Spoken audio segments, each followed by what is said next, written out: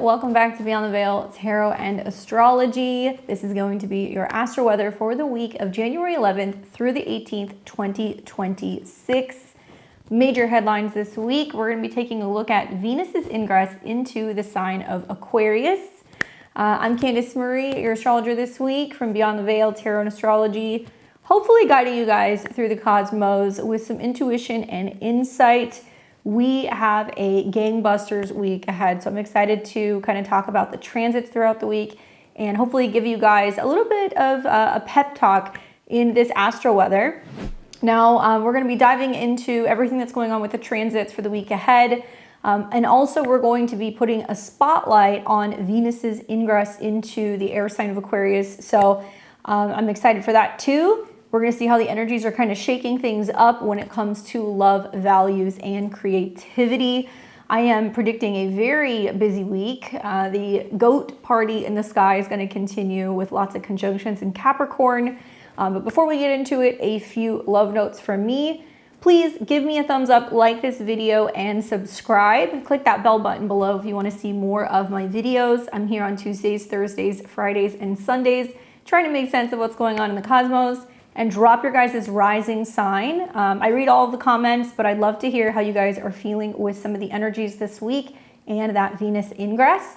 Don't forget to join me on Friday. I'll be here live on the channel. This will be at 6 p.m. Central. That's 4 p.m. Pacific and 7 p.m. Eastern. We're going to be doing live astrology readings for the up and coming new moon in Capricorn. So that's going to be a big one. I hope you guys join me. Fridays are always a good time. All right, so the weekly vibe in a nutshell, the week's gonna be kicking off with a lot of grounded energy with planets moving through Capricorn. It is slightly introspective because we kick the week off on Sunday with the moon in Scorpio. Now we're gonna see some intense energies. It is going to kind of lighten up and then get intense again at the end of the week. But really this is all about pushing us to confront some of our inner shadows and healing wounds through some of the squares and the oppositions that will be involving Chiron and Aries. Now, midweek, the energy lightens up significantly. Moon goes through Sagittarius. We're going to see that this is bringing a lot of optimism and some adventure. And it's also supporting harmonious Venus aspects that's really encouraging more practical creativity with unexpected breakthroughs. Now, by the weekend, this is where you guys are going to start to see the changes. We're coming into obviously a new moon in Capricorn, which is really grounding us in our ambitions. And we're going to see Venus's ingress into Aquarius on the 17th, sparking lots of social opportunities and obviously innovative kind of approaches to relationships and finance. But overall, I think the vibe is one of transformation. We are releasing control when it comes to love, thanks to some of the Chiron squares. We're embracing stability with sextiles to Saturn in Pisces, and we're going to see some sextiles also to Neptune, which is going to be a little dreamy. And obviously, we're really going to be focusing on some of the more futuristic vibes when it comes to Venus in Aquarius. But she has to pass the gate of that conjunction with Pluto. So this is really urging us to purge when it comes to love and money things. It's also about reinventing some of our connections with more power and authenticity. Yes, for some of us, it's going to bring up some drama, so be prepared. But I am expecting a lot of emotional depth early on in the week, and then it's going to be very expansive and transformative by the weekend, just in time for that new moon in Capricorn on the 18th. So if you guys haven't seen the new moon in Capricorn video, check it out. I believe it's one of the more powerful new moons in all of 2026, helping us get everything together, get organized, and also embrace change. Lots of nice aspects to Uranus. And I think it's going to be a good one, especially for those of you guys who are wanting to get serious about making your dreams a reality. Now, the featured transit this week is going to be Venus in Aquarius. And I got to tell you guys, this is the week where we start to see some of the changes as planets are starting to ingress into Aquarius and meeting up with Pluto. This energy is going to continue clear into mid-February. So you guys are going to start looking around going, whoa, are we going to be being like light speed into the future? Yes, and I'm putting a video together for you guys on that probably Tuesday or Thursday of next week to just explain why Aquarius season is just so different. So stay tuned. But more on Venus and Aquarius. So you guys will see this transit happening from January the 17th until February 10th, 2026. Now, this is going to be affecting those of you guys ruled by Venus. So if you're a Taurus rising, a Libra rising, or an Aquarius rising, definitely pay attention. Your chart ruler's on the move, and Aquarius, you get a little bit more love. I do think it's going to be positive for all signs, to be honest with you, because Venus is a benefic. So she rules things like love, relationships, beauty, pleasure, as well as finances and values. And really what she wants is social harmony when she moves through this sign. This is the planet that deals with attraction, kind of showing how we give and receive affection. And it's also connected to some of our aesthetic tastes and what we find worthwhile. Now, Aquarius, this is the 11th sign of the Zodiac. This is fixed air, traditionally ruled by Saturn. Modern day ruler is Uranus. So this is really a sign that's about innovation. This is a sign connected to independence, humanitarianism, intellect. Being a little, I think, eccentric is a quality of Aquarius as well. It does touch on communities and networks, both in person and online, and it's really about technology and forward-thinking ideas. So Aquarius energy is a little detached, right? It's an air sign, and it's very progressive, and it definitely favors group dynamics over one-on-one connections. So there's going to be more of a focus on parties, gatherings, get-togethers, joining groups and networking with other people. And obviously, really what it wants is equality and breaking societal norms. Now, with Venus in Aquarius, some of the themes that you guys are going to notice this week is just there is some unconventional themes going on with love. This is more a focus on platonic relationships generally, unless Venus is transiting your 5th or maybe your 7th house. And we're going to see a lot of intensity with this transit. I'm not going to candy coat it. I think a lot of it's because Venus is going to come into conjunction with Pluto, setting the stage for the Sun, Mars, and Mercury to follow in conjunction over this next month. So we are going to see protests, guys. We are going to see intensity in crowds. We are going to see a lot of drama. My advice is this is not necessarily a week to follow the herd, okay? So just keep that in mind, especially if there's going to be any kind of social outdoor events.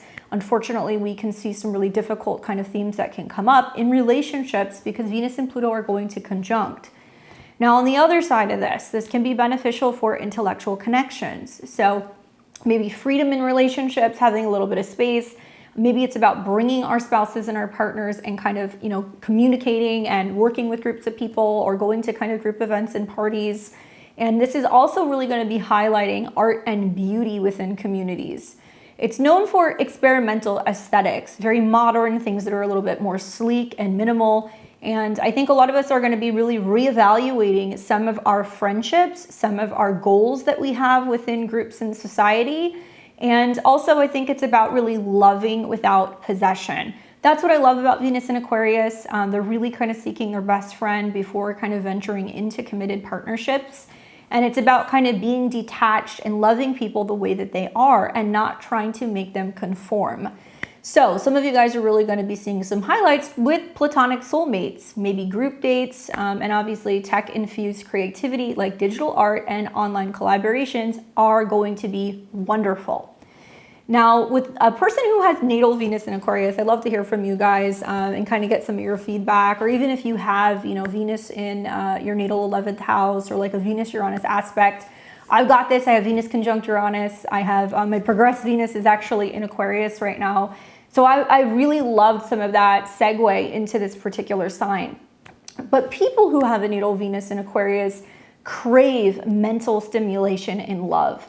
They show love by throwing parties, bringing people together. They're really drawn to people, I think, in partnerships who can be a little bit more quirky. They find intelligence kind of sexy and like a turn on, and they like intelligent, free-thinking partners, especially people who challenge the norm. Style-wise, you're going to find that these are people who have more of like an eclectic kind of futuristic vibe, mixing sometimes vintage with like high tech and bold colors. And I see a lot of Venus and Aquarius that have really loud statement pieces that scream like individuality. So like fuzzy coats, bold patterns, funky glasses.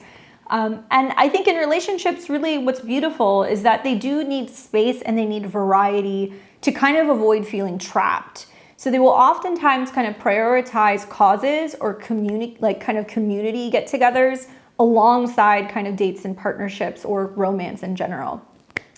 For those of you guys who are wondering what this is going to feel like, just in a nutshell, I will take you guys through some of the Venus treks and we'll look at what Venus is going to be kind of doing as she moves through this sign. But blatantly, it just starts really intense with a conjunction to Pluto and Aquarius. It's going to end very intense with a square to Uranus and Taurus. So we're going to get a kick on the front end. We're going to get a kick on the back end. However, in spite of that, I do think that this is an air sign. So it's going to be a breath of fresh air. I think after all of this heavy kind of Capricorn energy where we have been super focused on long-term goals, overworking, maybe being a little bit more rigid in love, now it's like the skies kind of open up.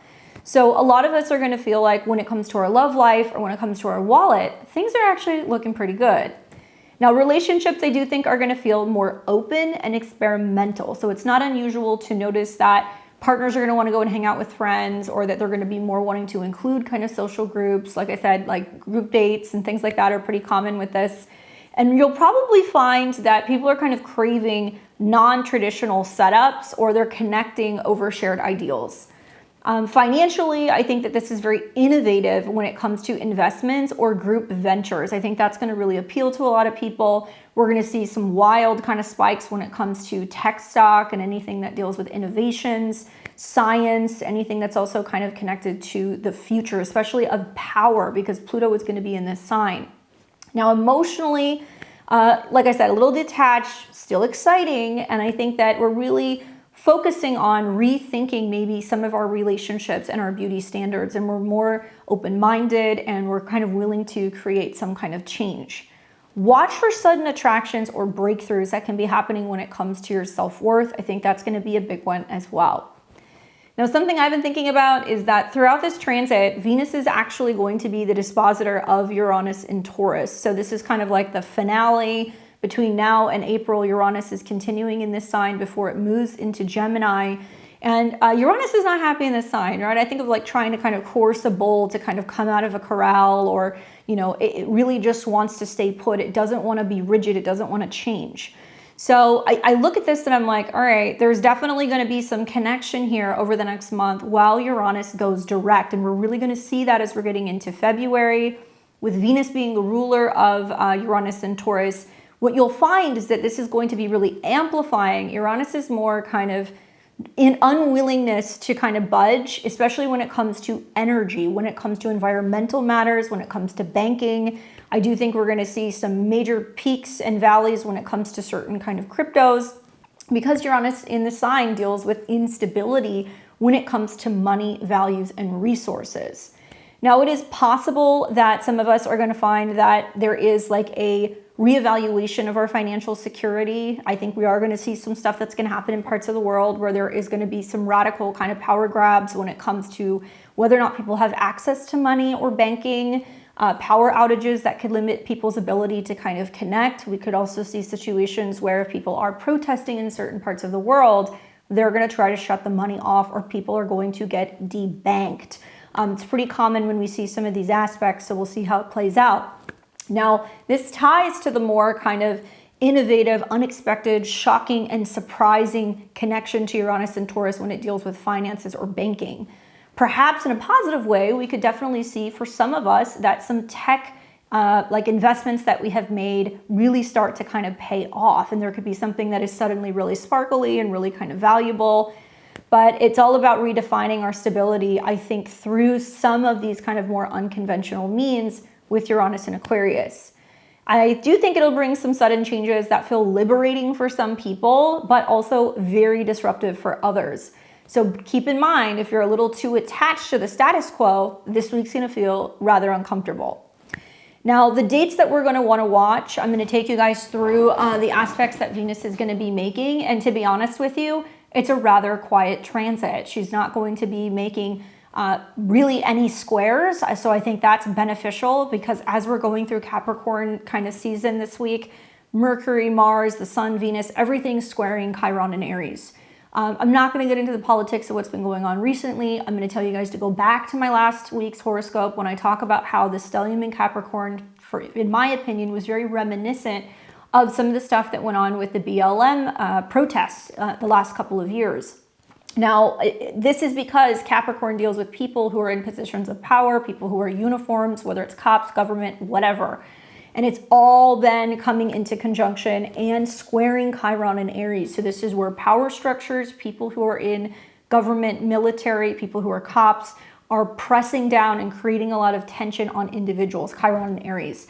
So there's been this uproar with all of this stuff that's been kind of going on, at least here in the United States, with some of the movements that's been happening with obviously ICE and police officers. So I'll leave it at that. But I'm not surprised that this stuff has been happening. It was kind of obvious, at least in my opinion. And I think some of the Venus transit and other planets that are going to be going through Aquarius and meeting with Pluto are going to bring demonstrations. It's going to bring a lot of people who are going to be protesting as a result of some of the things that are going to be going on in this next week. So when Venus moves into Aquarius, this will be happening on the 17th of January. So we're going to kind of fast forward a little bit. We're going to take a look at what's happening. But really what I was getting at is there are not going to be any squares. Okay, so that's the beneficial kind of start of my presentation is she's not coming into anything that's going to create force or, I'm not going to say drama or conflict, but there isn't going to be this combativeness that we have seen over this last week or so. When she goes into Aquarius on the 17th, likely this is when we're going to start to see the shifts that are kind of happening in relationships. Now, the Aquarius energy could mean online. We could see this in our friendship groups. We could see this in where things are kind of going collectively. And so we're being invited to approach relationships in a much more detached manner. Now, like I said, it's innovative. It's going to be about really transforming love and values, making shifts with our friendships, changes to our goals, as well as wishes, because Aquarius is kind of connected to that. And then we're going to see the conjunction to Pluto. So if you are somebody who is a little bit more astrologically sensitive, it's very likely right at the beginning of the week, if you're starting off, around the 17th and you're seeing Venus go into Aquarius, it's within a 3-degree orb of Pluto. So things can still happen pretty much from the Capricorn moon all the way on. I would say to like the 20th, maybe even like the 21st. So Venus will come into conjunction with Pluto in Aquarius, and that's going to happen at 3 degrees. And you're going to see that technically happening on the 19th. So let me go back a little bit, but you guys might be feeling it sooner. And that's going to be at 3 degrees and change late at night on January 19th. Unless you're Scorpio rising, I think that everybody else is going to be kind of like, because obviously Pluto is the lord of the underworld, right? And so Pluto is also influencing some stuff that's kind of going on with Uranus, because obviously Uranus is the dispositor of Pluto as well. A conjunction in astrology is the strongest aspect that you're going to see because you're taking these two planets and you're fusing them together. So Venus-Pluto aspects kind of remind me of Venus retrogrades, where Venus has to go to the underworld. She goes through this purging and purification. She's reborn, and then she comes back up, and then there is this renewal. But it is like hell going through that process. It's going to happen at a 3. So 3 degrees deal with what's happening in our communities. It deals with how we handle situations with neighbors, how we're communicating, what we're texting, what we're tweeting, what we're saying. It can also deal with some sibling drama or rivalry, drama revolving around vehicles, whether this is the future of EVs or things that are connected to EV tech stocks, anything that also deals with, I would say, transportation. So getting around town, catching the bus, riding a bike, that kind of stuff. I'm going to tell you guys that some of the more intense things that are being said on the internet over the next month are really going to come under the microscope, and it's going to be seen as something that is potentially threatening, okay? So be mindful of what you're saying.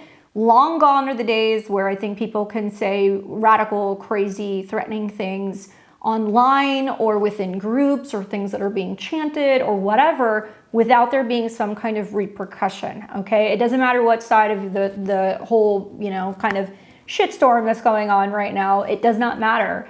The things that you say are definitely going to pack a punch, especially for some people in certain countries, whether or not they're going to have banking or financial access. I will stand by this, watch what happens. We've seen similar things in previous years. While we saw clusters in Aquarius coming into a square with Uranus or Saturn, and it materialized as people getting debanked from supporting truckers, people getting debanked from going to protests. People getting docked on the internet and things being exposed because they have certain kind of political or, government perspectives or views. We will see some of this stuff happen. So Pluto is intense, right? Venus is supposed to be about love and money and keeping the peace. There is no peace when Venus and Pluto are conjunct. Unless you're having some trines or it's happening on a Jupiter, there are going to be some people who are going to go, oh my God, there is this life-changing relationship or financial situation. And that's amazing if that's happening for you. But collectively, this is very intense transformation in relationships. We're going to see power dynamics that are going to surface.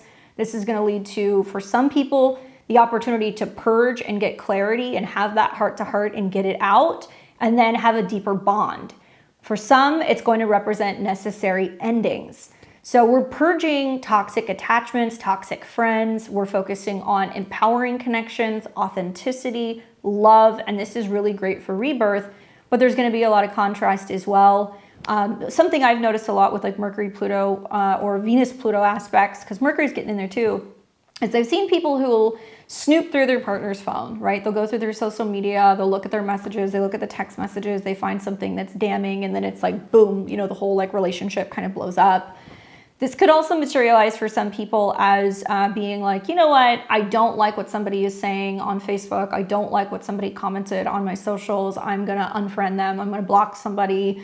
I'm going to spy on somebody. There's a lot of that energy that's kind of coming up with that. And I would say, watch what you're saying. Watch how you're connecting with people. Venus is love, and Pluto can be very much associated with pain, with conflict, with fear. It is the god of death, so you're going to hear that this is definitely a planet that is influencing people to be speaking very passionately, but I don't think it's necessarily very loving. So kind of keep that in the back of your mind. Now, at 3 degrees, we're going to read the Sabian symbol for 4, which I think is a Hindu healer. Let me check here. Yeah. If you guys are interested in picking up the Sabian symbol book, it is amazing to have to your astrological practice. Click the links below and head over to my link for my book list. You guys can see the books and the cards that I use on my channel. So Aquarius 4, a Hindu healer, and the keyword is therapy, right? Venus, Pluto, that could be great for therapy for some people. And the theme is realignment. So the symbol speaks to impact or the ability to make a difference in the world, and healing, or the corrective realignment of the body, mind, and circumstance. The image of a Hindu healer alludes to the ability to touch all things in a unifying magic. The emphasis is on this degree is dedication, spiritual discipline, and the perfection of skill and method. At its highest, it represents physical and mental mastery and a natural gift for bringing out the best in others. Watch for fraud and fakery. Now, the accent is on realignment, so efforts today on spiritual as well as physical healing. Unusual or unorthodox methods may be used to treat particularly difficult situations. Your greatest advantage lies in focusing on the situations as you would like it to be and holding that image in your consciousness. Guard against wasting your time and energy trying to get rid or destroy of what you don't like. Let me read that one more time. Guard against wasting your time and energy in trying to get rid of or destroy what you don't like. Pluto is the destroyer. Do your best to understand the reasons for your experience. Be careful not to fall victim to frauds and quacks who promise to cure you of all your ills for the right price. Stepping stones is treatment, care, new measures, rehabilitation, restorations, rejuvenation, care, unification, recuperation, alleviation, improvement, elixir, and anything that deals with therapy or healing. Venus, Pluto can want to destroy things when it's not necessary, right? It can bring, pain and conflict, and certainly it can inflict, I think, some very hurtful things with this conjunction. But remember, guys, it's like everything is a derivative of love or fear, right? Even if it's anger or hate or negativity, that still is a derivative from fear. So what we're being asked to do this week is choose love or fear. And so sometimes people will say things when these conjunctions happen that are hateful, that are ugly, that are mean, when in reality, that's stemming from a place of fear because people are getting riled up. So mind your words. Things are very quiet then until the 29th. So we've got like a 10-day window where nothing is really happening. Now, on the 29th, we'll see Venus and Mercury come into conjunction with one another, and that's going to be happening in Aquarius.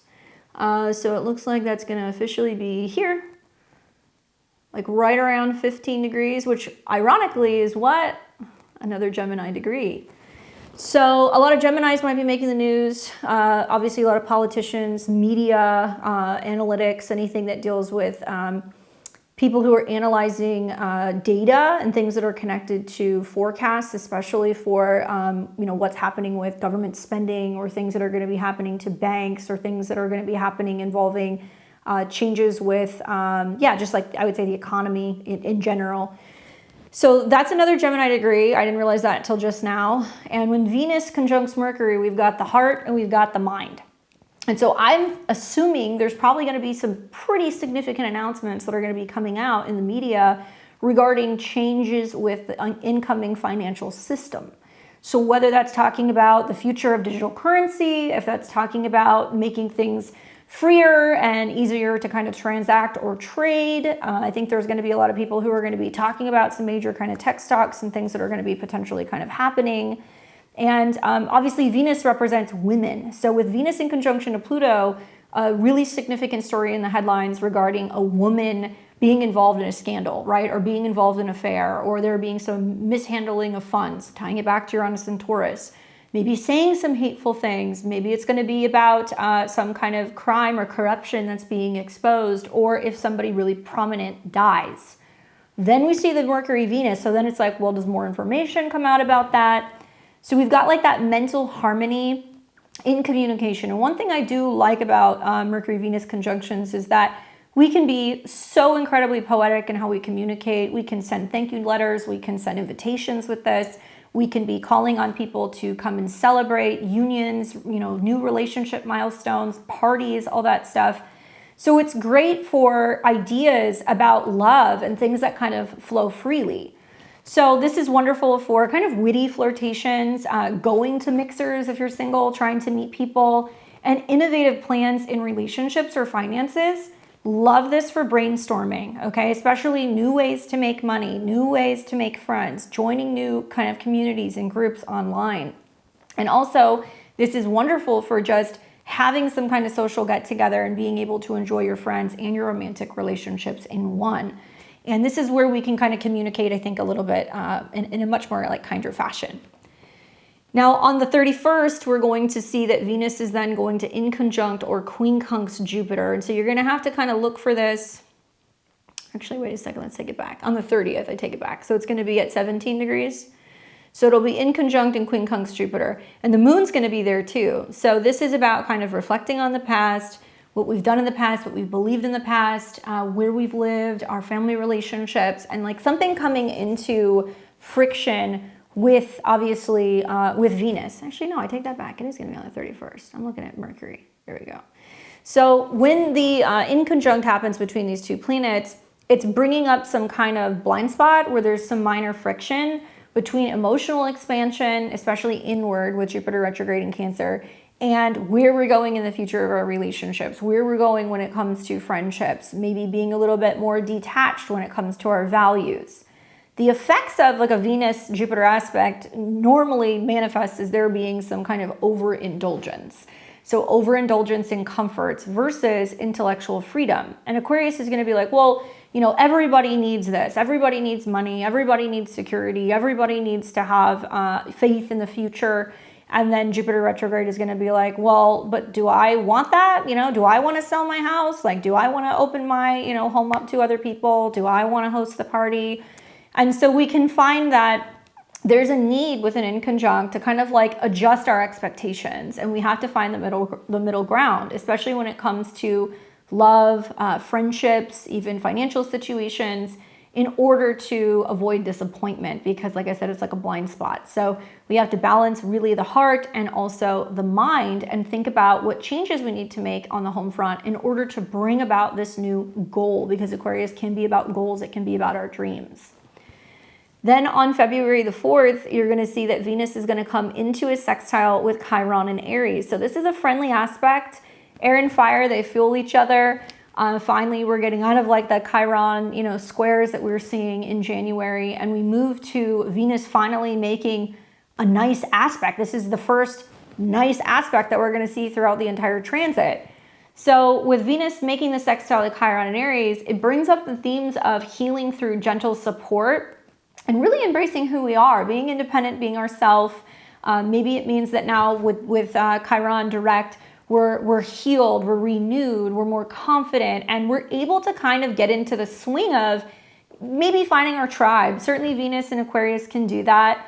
I do think that there is this opportunity to really focus on mending wounds around independence within relationships to other people that are like platonic. So if you want to join a healing group, you want to join a community, maybe you want to go and join a new gym. I mean, Mars is going to be there too. Maybe you are wanting to get involved in some kind of group that is going to be resonating with you because of experiences that you have had. So like as an example, maybe you're struggling with trying to kind of improve your health and your habits, and you're going to the gym and you're not seeing the results and you don't feel motivated. With this sextile, you could go and take a fitness class with a group of people. You could potentially feel inspired because you see people who are including you. They're making you feel welcome. They're wanting to talk to you. And you're like, wow, this is so much easier when I have some like support. Maybe you're somebody who's gone through a really specific health issue, right? Or maybe you've been dealing with grief or depression, and you're like, man, it's just been so hard to deal with this on my own. I want to go and find other people who I can kind of connect and communicate with, who understand some of my wounds and where I've been and what I've dealt with, and you can connect with them. So it's friendly in that sense.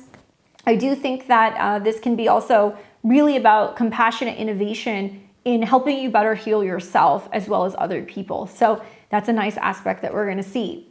And then towards the end of the transit on the 8th of February, this is where I say it kicks on the back end, we are going to see Venus come into a square with Uranus in Taurus. And so now Uranus is direct, okay? So that's kind of a big deal, because when the Venus in Aquarius transit begins, Uranus is retrograde. So we're not seeing some of the potential physical, financial, environmental, kind of global, or even like food-related changes that are about to come. Personally, I'm a huge fan. I was telling my husband the other day, I was like, I remember like 4 or 5 years ago when I started really getting serious about learning about reading food labels and like learning about health and what we should and should not be eating, and then went down the rabbit hole of seed oils and processed foods. I remember being like, when you think about it, like the food pyramid should be flipped. Like you should actually see grains and everything at the bottom, and you should see healthy fats and lean meats and eggs and butter and all that stuff at the top, which goes against everything that at least myself, as being almost 40 years old, have learned my entire life. And so it's interesting now to see, as we get into February, now Uranus is direct in Taurus, so now there is these radical changes in what we're eating and how that's going to be impacting. Taurus is beef, right? Cattle, livestock, anything that's connected to farm animals.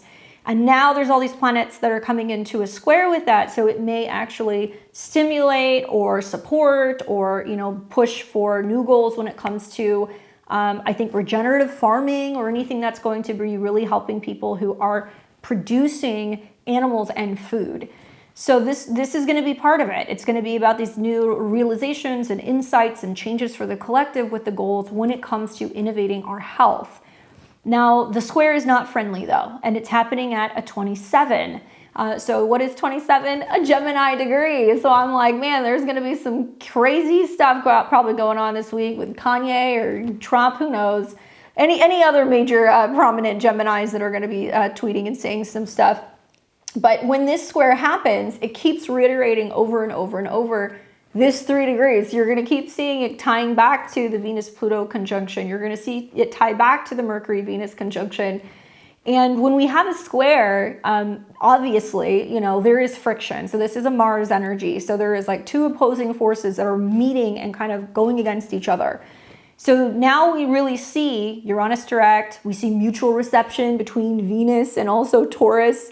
Uranus and Taurus, they're in kind of each other's like sign, and they're saying the same thing. So even if they weren't squaring each other, just having them, throughout this Venus transit, they're saying, oh, there's some kind of change that's brewing on the horizon. There's some kind of announcement that's going to be made about these particular industries or topics. And we see that it is this friction between the future, sustainability, what the masses want, what we're hearing when it comes to, our communities or online, versus some of the changes that are going to be happening, or the resistance to change or stability with Uranus and Taurus. So we're going to see sudden shifts in finances. We're going to see sudden shifts in relationships. Likely whatever we, realized or experienced under the Venus-Pluto conjunction at the start of the transit now is forcing us to make some dramatic changes when it comes to our finances, our banks, our relationships. Unfortunately, what I predict with this is that we're going to see breakups. We are going to see conflict, especially between opposing sides and their values and their perspectives. We're going to see windfalls for certain people, maybe some exciting kind of liberation in relationships or rebellions, because certainly there's a lot of rebellious energy going on with all those planets in Aquarius.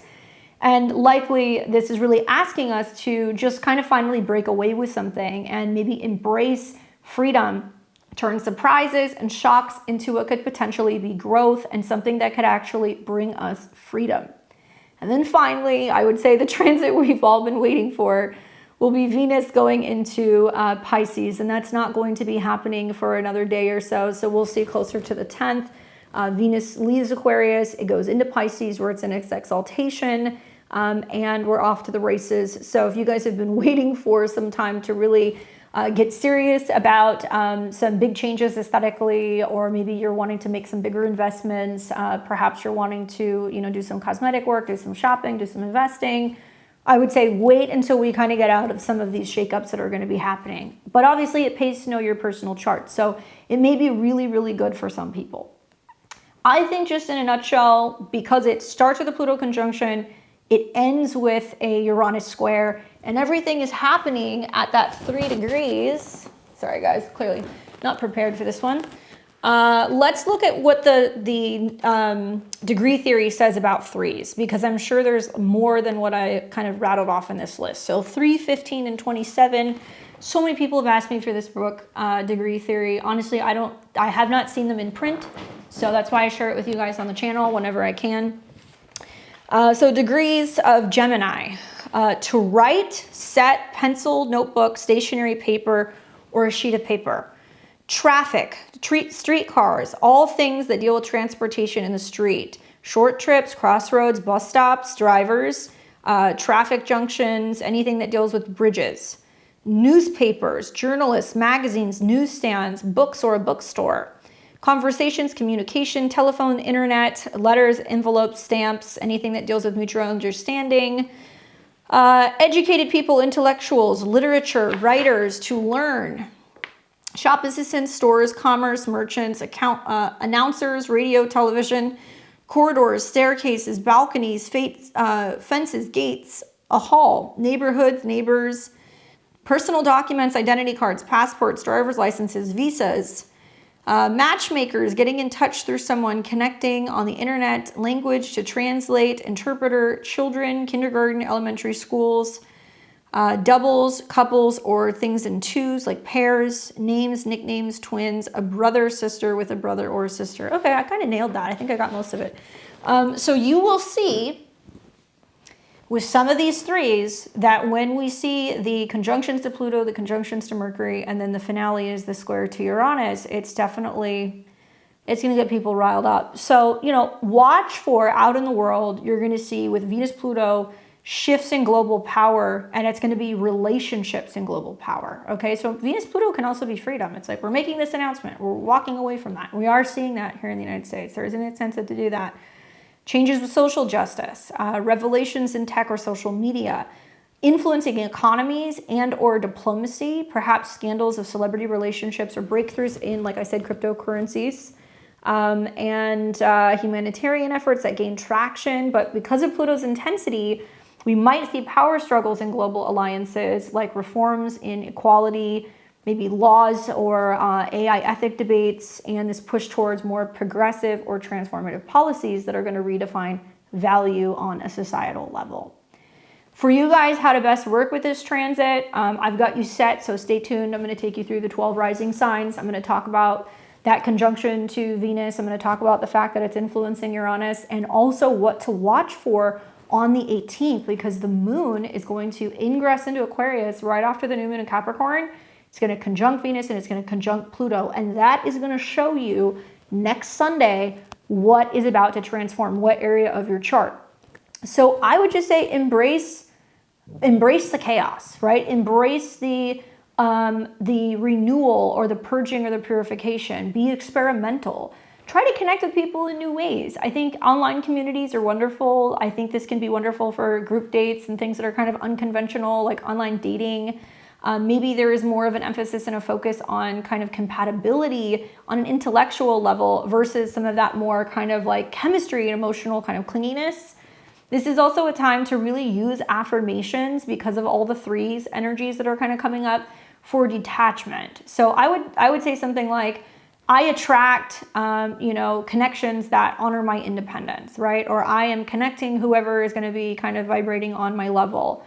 And obviously, maybe this means that we're meditating on Aquarius themes to kind of innovate without rebellion for its own sake. So let's get into the week ahead. Let's take a look at January 11th through the 18th, 2026. As a reminder, I'm a Western astrologer. I'm going to be taking a look at the transits day by day, showing you guys where the moons are, talking about some of the aspects and really what to expect. Guys, there is a transit every single freaking day this week, so we don't really catch a break, but most of them are actually quite productive. So if you guys are watching on Sunday, January the 11th, let me go back to that day, and this is where we're going to begin our video. Let's take it to 7 a.m. You may have to adjust your time zones. Obviously, I'm here on I'm on Central Time here in Texas. And if you're waking up on Sunday, first of all, happy Sunday to my Sunday crew. Thank you guys for taking me with you. I know a lot of you guys are grocery shopping, you're working out, I'm hanging out in your living room with your family, and you're making your husband listen to me. So thank you for doing that. I get a lot of those comments. And I really feel like there can be some intensity in the air this morning. So if you're an early riser, if you're watching this right when the video comes out, just kind of mind your P's and Q's for the next couple of hours, because we're going to see the moon in Scorpio, which is brooding and a little moody. It's about purging and kind of uncovering insights, picking up that energy of Mars, which is smack dab between the sun in Capricorn and Mercury in Capricorn. So we're still feeling all of these planets that are like combust. So there's still a lot of action going on in the Capricorn area of the chart. And the moon is going to come into a square with Pluto at a 3. So this basically means that there's still some really intense kind of conversations, communications, things that are being said and kind of thrown around that will peak right around 11 a.m. Central, and then it's going to start to subside. So as you're getting into the afternoon, things are going to be a little smoother. You'll see the moon come into a trine with the North Node in Pisces, and that's going to be kind of in the overnight hours where we're more kind of in flow with releasing, healing, letting go, resting. And Scorpio can have some shocks and surprises because of that Sun, Mercury, Mars, and now it's able to finally rest as we're getting into the evening. And the other thing that you guys are going to want to watch for is that this is the day that Venus is actually going to be in a square to Chiron in Aries. So this is one of the first planets that we're going to see coming into a square with Chiron, which honestly, it's an ouch. It does not feel good. It looks like it's going to be happening at 22 degrees. So that's a Capricorn degree. So it's dealing with overwork and personal exhaustion, anything that deals with our own personal wounds or where we feel like bosses are pressing on us, responsibilities are really pressing on us. And these are long-standing issues that have been going on for a while with 22. So it's amplifying all of that Capricorn energy. The daily vibe that I kind of get is that even though things do ease up in the afternoon, that Venus square Chiron and Aries, and Chiron is direct, is all day. So it's introspective at first, but the Scorpio moon Pluto square, that's going to be a little raw, and we're going to find that, yeah, sure, there's some emotional depth that's kind of surfacing, but we need to kind of clear it out, and we need to take action because the sun and Mars are there. So it's like we have to kind of power through and focus on topics connecting to maybe self-worth, maybe ambition. It's a day I think that can be really beneficial for shadow work, but also I think that there's definitely going to be this feeling of, healing insights that will emerge later into the evening. To navigate on Sunday, first of all, have something to do. I really feel like with that Sun and Mars, it's not done in the Capricorn area of the chart. You may be feeling a little burnt out, especially because all of this Capricorn is kind of coming down in a superior square to Chiron. And I've just seen it manifest for clients. I've seen it manifest for me as I'm like, this sucks. Like this sucks to a point where I'm like, I'm not going to do this anymore. I'm finally going to make a change in this area and like, I won't do this again. So you may find yourself, if you look at the houses of Capricorn and Aries, where you're the person who's kind of taking the brunt of something, or there's an area in your life that's feeling like it's, you know, kind of getting wounded, you're going to go, okay, well, I have to actually be better with my boundaries, my limitations, my goals, because it's feeding off of Saturn.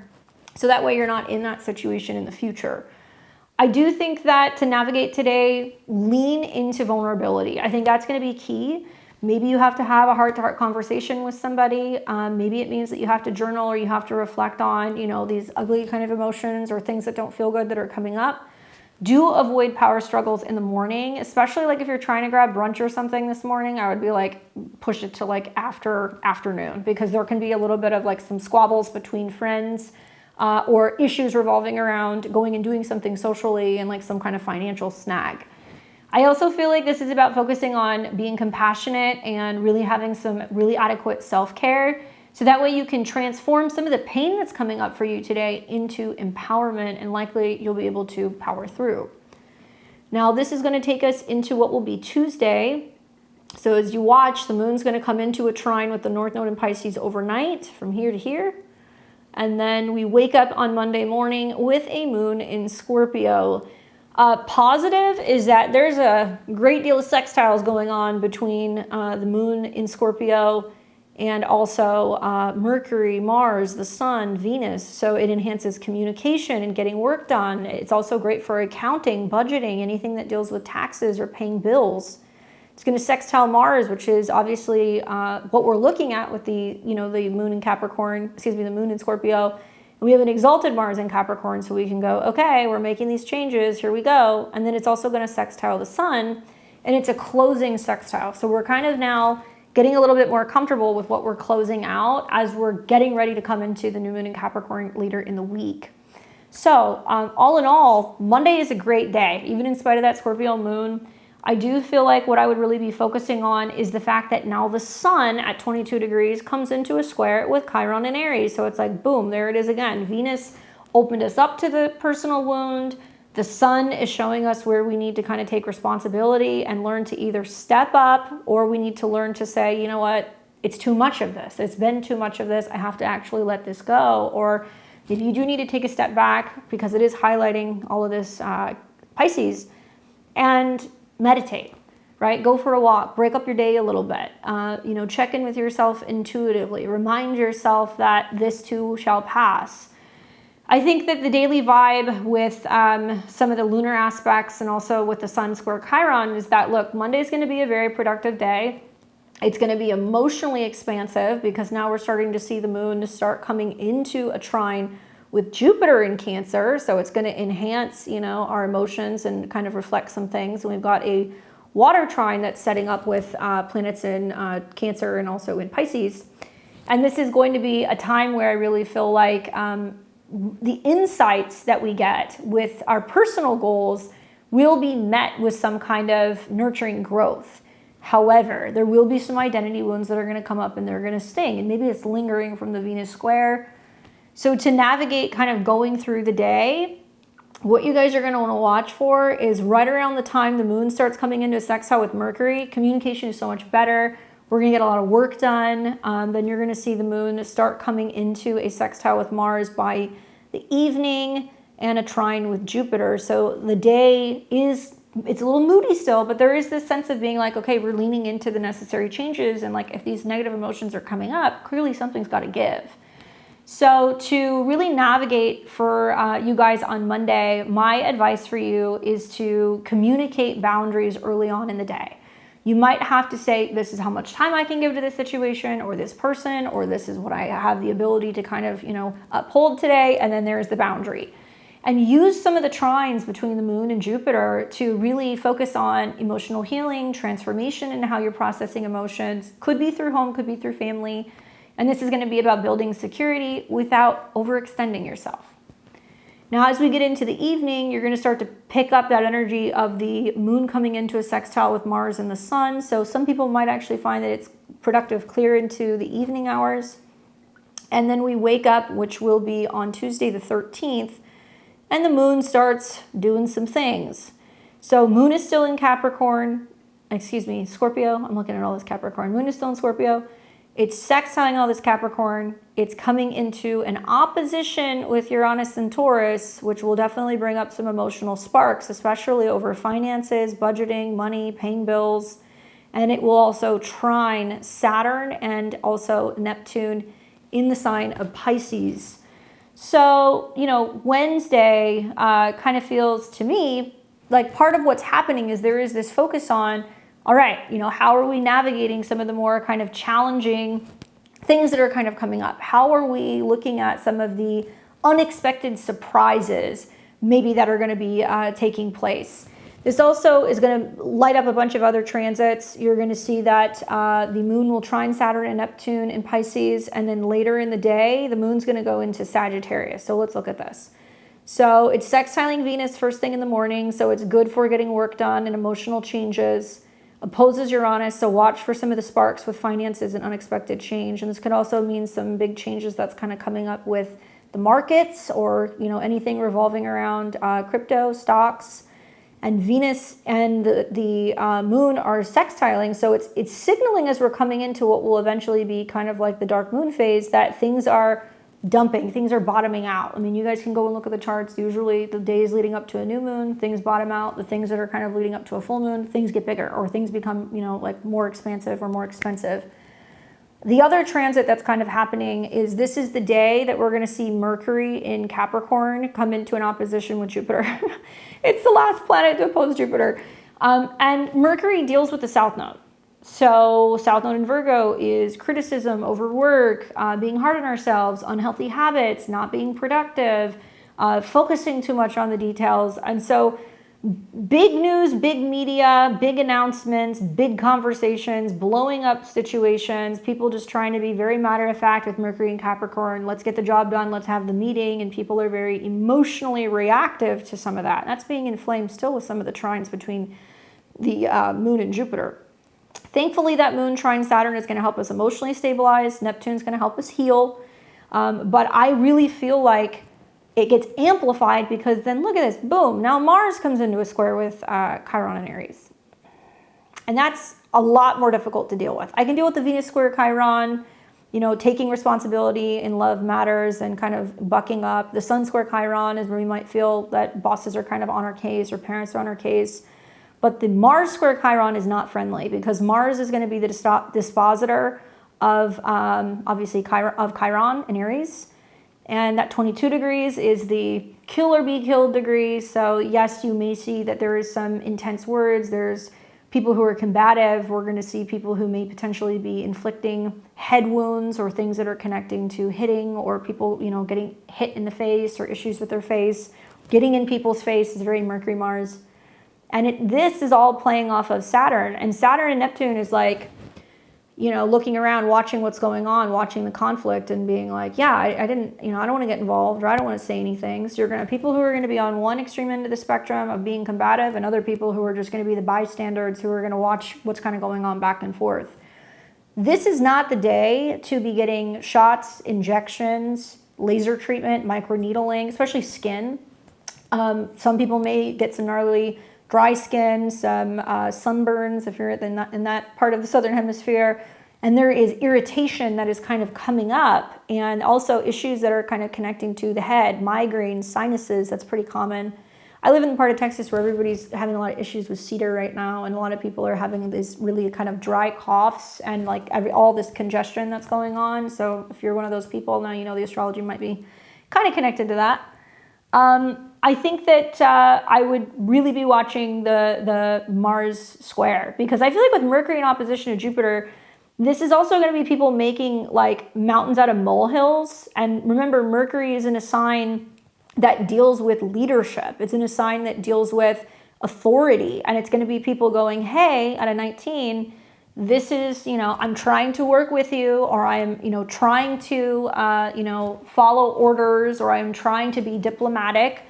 And 19 of Jupiter in Cancer is going to be about a reevaluation of law and country.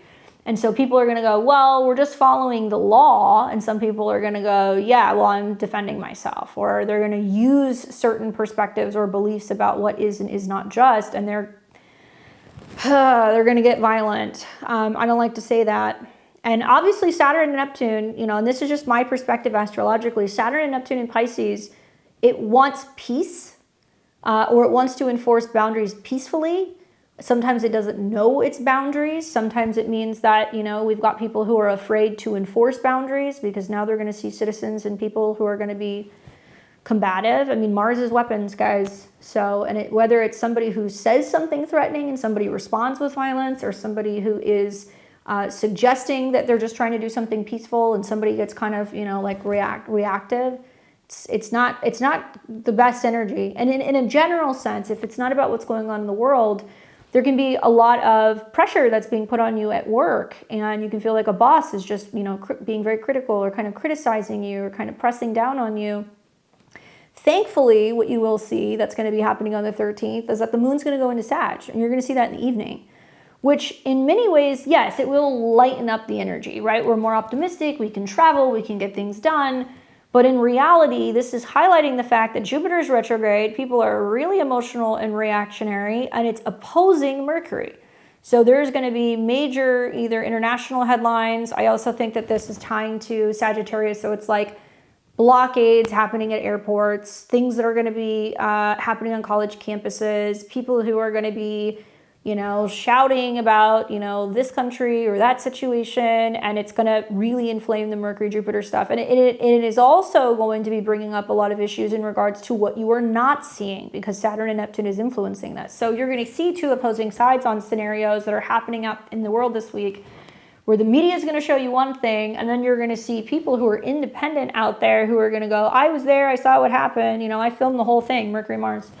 And there's going to be different angles and different perspectives. And the real core of this is that there is a lot of energy over the next month and a half to really incite violence and to get people angry and to get everybody to fight each other.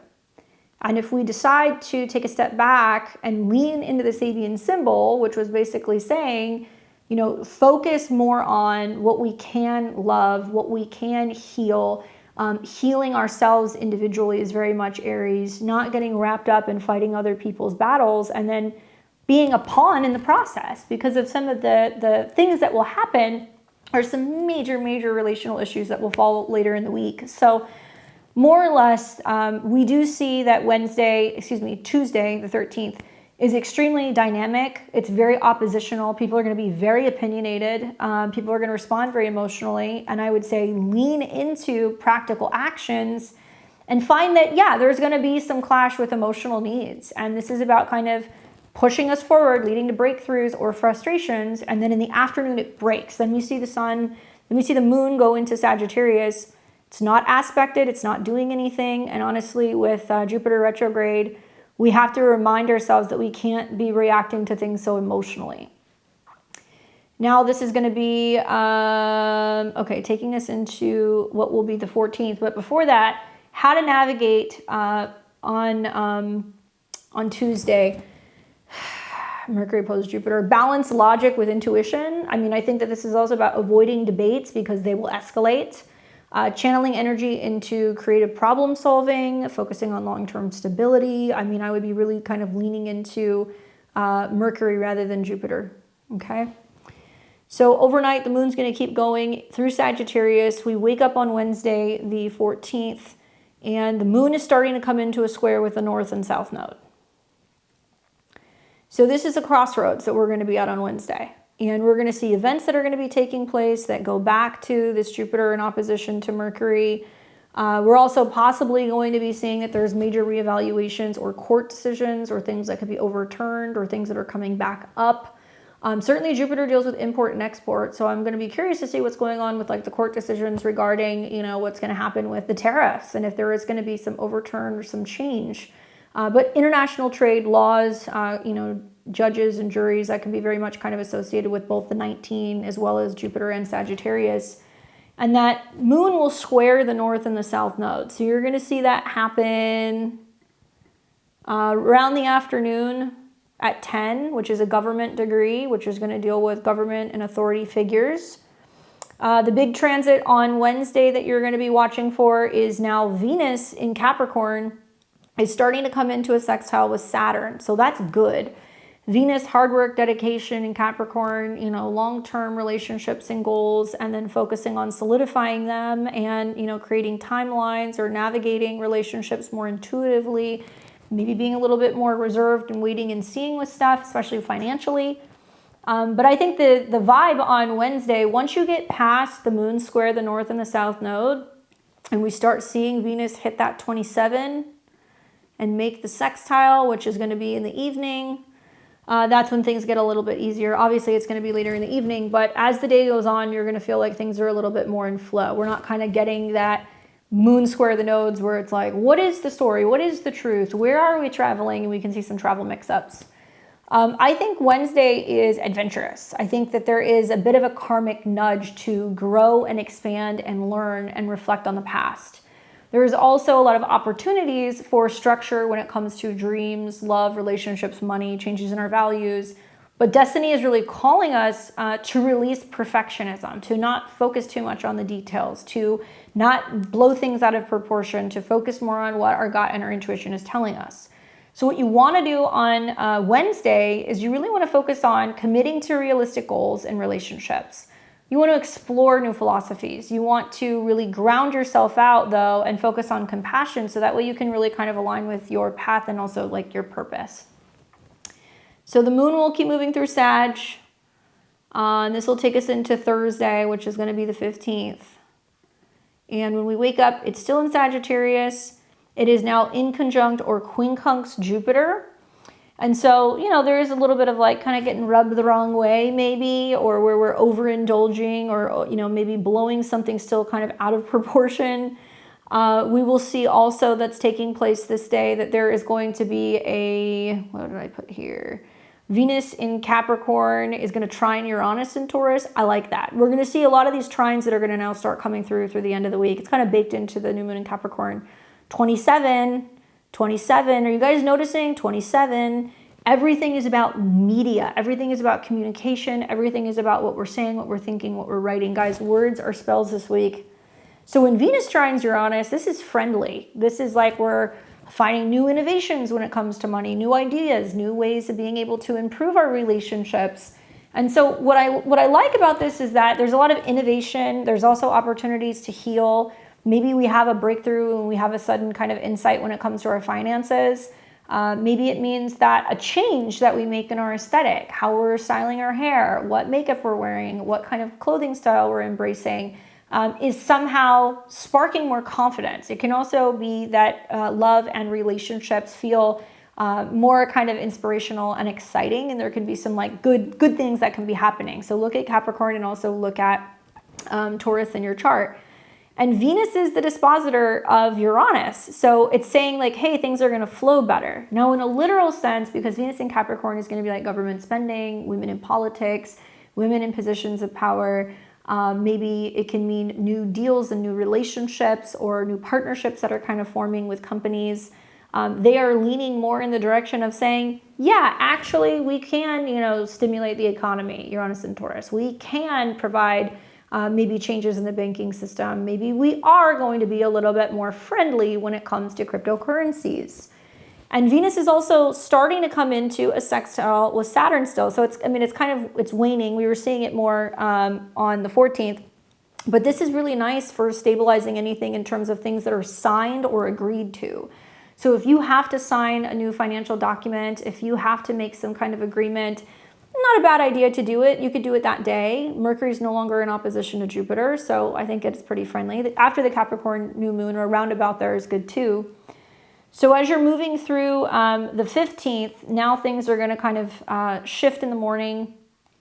I think that really the 14th was more about just to navigate on Wednesday focusing on just committing to realistic goals and relationships. And I think that if we can do that, we're really embracing some of the energy that's coming in on the 15th, where now we start to see also the moon in Sag coming into a trine with Chiron and Aries. So this is a fire trine. That means if we're more expansive and open-minded, and we're also more optimistic and willing to learn, we can kind of heal ourselves. So there's a lot of learning about ourselves this week, I think, with so many of the Chiron aspects that are kind of coming up. Now, on the 15th, you're going to see, other than Venus trine Uranus and Taurus, there's nothing else that's really happening. It does look like Mercury is starting to come into a square with Chiron, so you may start to kind of feel like, okay, well, all these things happen, like, do we want to talk about it? But that might not be until later on the 15th going into the 16th.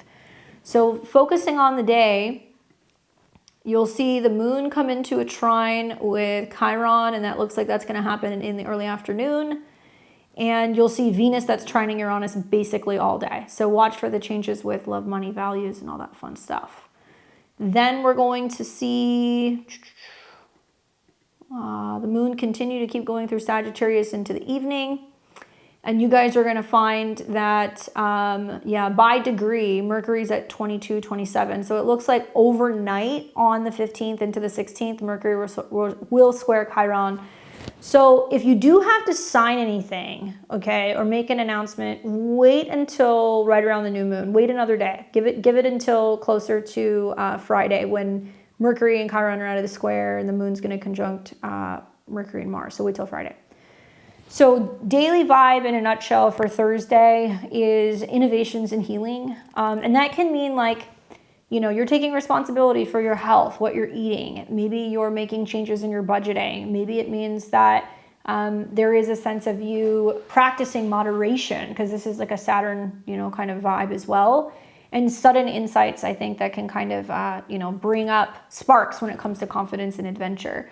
So what you want to do on Thursday is you really want to embrace surprises. You want to experiment with new routines. You want to experiment with new budgeting and saving plans, maybe with changes when it comes to your work as well. And we're going to heal through taking bold actions and step forward, like trying some of this new stuff. So the moon will then continue to go through Sagittarius on Thursday. Overnight hours, it's going to square Saturn right around midnight Central Time, and then it's going to square Neptune 4 a.m. on Friday. Now, most of you guys aren't up that early, and if you are, you're going to be feeling a little sleepy on Friday morning. But when we are up and at 'em on Friday, the moon is in Capricorn, okay? So what you guys need to know about this transit is, now we're in a dark moon. We've got the moon, Mercury, Mars, the sun, and Venus that are all sitting in the sign of Capricorn. So we're coming into what will be that new moon that's going to be closer to the 18th. For the next 2 days, people are a little grumpy, all right, because things are phasing out. And now we're looking at Saturn. So Saturn is now the dispositor of all this Capricorn, and Saturn is saying, hey, maybe it's time to be more compassionate. Maybe it's time to create compassionate boundaries. Maybe it's time to be mindful of our emotions. Maybe we do have to realize where there's been lack of boundaries, Saturn and Neptune. And we're also going to see the Venus in Capricorn now come into a sextile with Neptune, which is kind of great, dreamy, inspirational. Granted, it'll be at 29. So it does feel like there is this critical kind of turning point, and there are things that are being, on one hand, spiritually motivating with love and money or career. It can also mean that we need more art, we need more music, we need to kind of be in the flow. And it can also be symbolizing, hey, this is the action that's kind of getting phased out. And there is a need to lean into, sometimes taking responsibility is being like, that's not my responsibility, and not taking on too much emotionally or physically. 29s are like that critical turning point. So seeing Neptune at 29, seeing Capricorn, Venus at 29, and then we'll see the new moon that's around that degree. It's dreamy, it's disciplined. There is definitely some early illusions that can kind of give way to more kind of practical ambitions on Friday. So I think if there is a little bit more, creativity or music or things that are kind of vibing in the atmosphere, we're going to get through work a lot more smoothly on Friday. And we might feel that we're a little bit more idealistic, and that can kind of soften things around the edges. Now, other than that Venus sextile Neptune, there's nothing really else that's kind of going on in the skies. Now we're starting to watch the sun come into a trine with Uranus, so you might be feeling some of those kind of transformations that you've been making. We're also starting to see the sun come into a sextile with Saturn, so it's making some of the same aspects that Venus was making. So as we go through Friday, moon's going to keep doing that. Nothing is sextiling, nothing is trining. And it's just it's a busy Friday because there's so many planets in Capricorn, and we are trying to get quiet, and we're kind of preparing for that new moon. So Friday's pretty easy. Set boundaries on your fantasies, okay? It's necessary because there could be some pipe dreams coming up with some of those sextiles. Use inspiration, I think, for tangible creative projects. And so if you're working on something at work that involves photography, music, film, anything that deals with health, mental health, wellness, like that's going to get highlighted. And it's really, I think, helping us focus on empathy when it comes to some of our work connections. Now, this will be taking us into what is going to be Saturday, the 17th.